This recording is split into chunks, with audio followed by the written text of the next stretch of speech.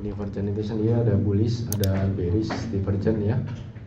Jadi yang ini adalah kelompok bullish divergent, ini juga bullish divergent. Anda lihat harganya yang ini semakin turun, membuat lower low atau lower trough, tapi stokastiknya membuat kenaikan ya, bikin higher low.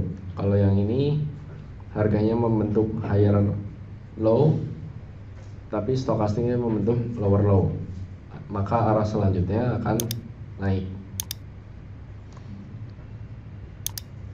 Oke. Nah, yang ini adalah bearish divergent, arahnya turun, dia membentuk higher high, tapi stokastiknya membentuk lower high. Kemudian yang ini dia lower high, tapi stokastiknya higher high.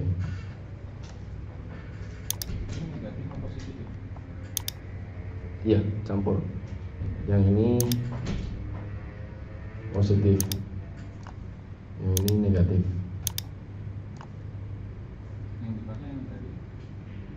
Dua-duanya bisa dipakai. Namun efeknya lebih tinggi kalau yang negatif. Kalau ini kebalikannya, ini benar, ini negatif, ini positif. Bedanya di mana sih? Dari namanya aja, ini kan bullish berarti harganya semakin naik. Ini benar kan, positif berarti harganya naik, tapi divergennya turun. Kalau ini kan kebalikannya, harganya turun, padahal namanya bullish divergent. Ini bearish divergent, tapi harganya semakin naik, stokastiknya semakin turun. Ini harganya searah, bearish divergent. Bearish kan semakin turun, ini semakin naik. Jadi kalau ketemu ini bentuknya, efeknya akan harganya berbalik. Sometimes bisa gagal ya. Jadi mari kita masuk aplikasinya. Jadi kalau untuk divergent pakainya stokastik ya. Insert, indikator, trend, oscillator, lalu pilih stokastik oscillator kalau untuk MetaTrader ya. Persen K nya 5, persen D nya 3, slowing nya 3. Metodenya eksponensial. Nah, ini salah satu contoh. Ini ada pattern double top dan disertai dengan adanya bearish divergent.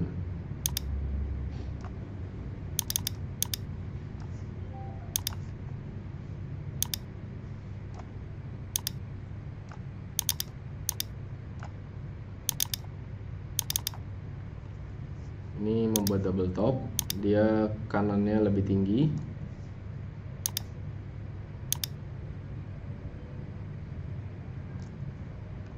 dan ini lebih rendah ya stokastiknya.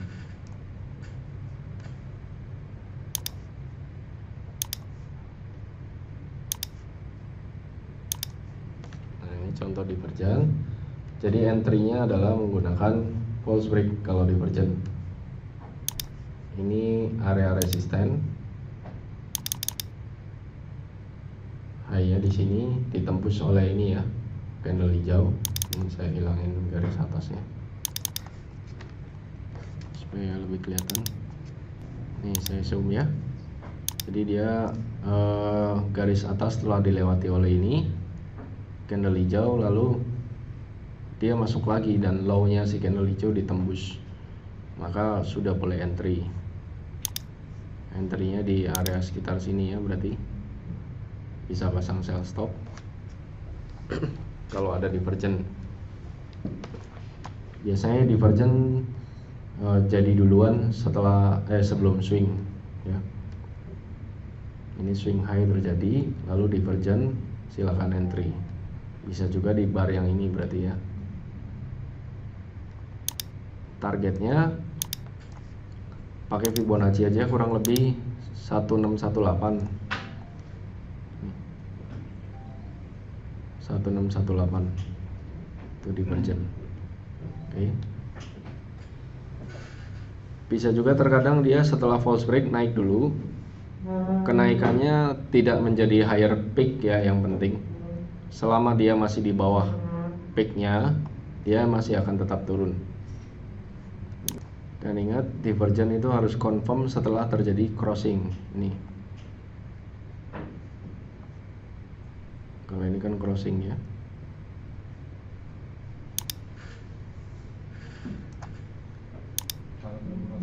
Kalau belum crossing bisa jebol lagi. Dia bisa aja hijau lalu jebol lagi turun. Harus confirm crossing. Sometimes divergent juga bisa failure ya. Ini contohnya. Ini bullish divergent tapi failure. Sempat naik melebihi peak sebelumnya, tapi lalu sideways dan cut loss.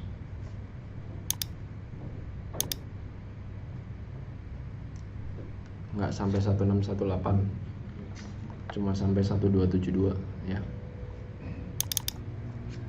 Ngadepinnya kalau kayak gini gimana? Kalau kayak gini udah ada reversal bar. Ini kalau Anda tahu reversal bar ya, atau doji. Dia sudah mencoba naik tapi balik lagi jadi doji. Silahkan buru-buru exit.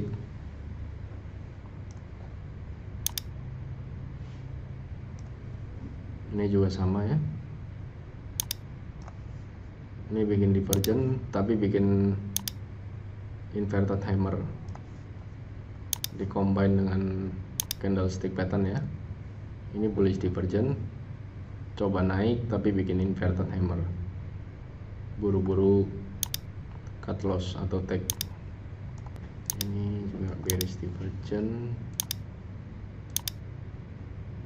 yang bawahnya semakin naik tapi atasnya semakin turun. Ini positif bearish divergent ya, jadi dia mengkonfirmasi tren bearishnya, makin turun. Ini juga divergent tapi dia hanya membalikan harga sedikit aja ya, atau price reversal, bikin secondary reaction aja.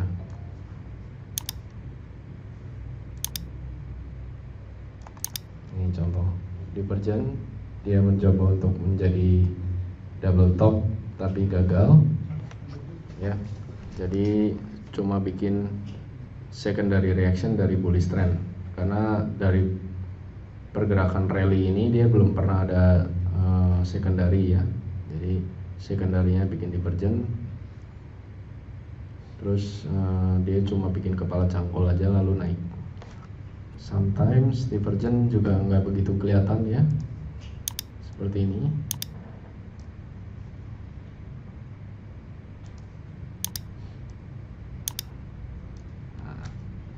Divergent tetap dia akan membuat harga turun tapi tidak signifikan.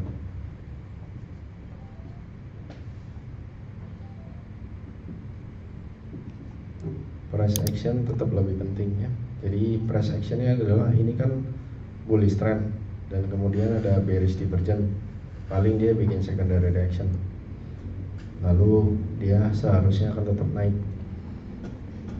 naik tapi dia kembali bikin bearish divergent.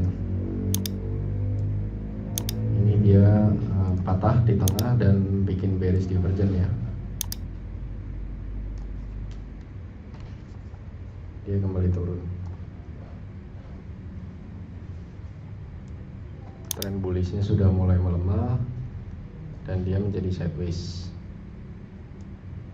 Jadi divergent kalau nggak ada chart pattern atau nggak ada candlestick pattern, jangan asal dipakai ya, jangan asal tabrak karena dia bisa failure.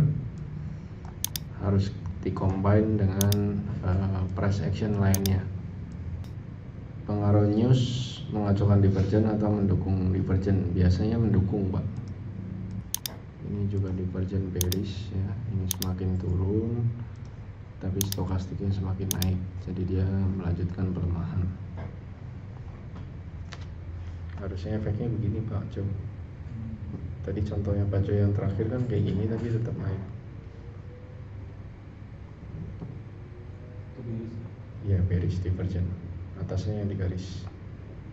Oke, bila nggak ada pertanyaan silakan dilatih di rumah sebanyak-banyaknya ya. Saya untuk mempelajari divergen dan hafal benar divergen ini membuat masing-masing 30 divergen, baru nah divergen itu kayak gimana. Kalau masih sedikit-sedikit memang sulit, silakan coba dilatih di rumah ya. Oke. Udah demikian pelajaran power of divergen, kiranya bisa untuk membuat Anda lebih profit lagi ya. Terima kasih, selamat malam.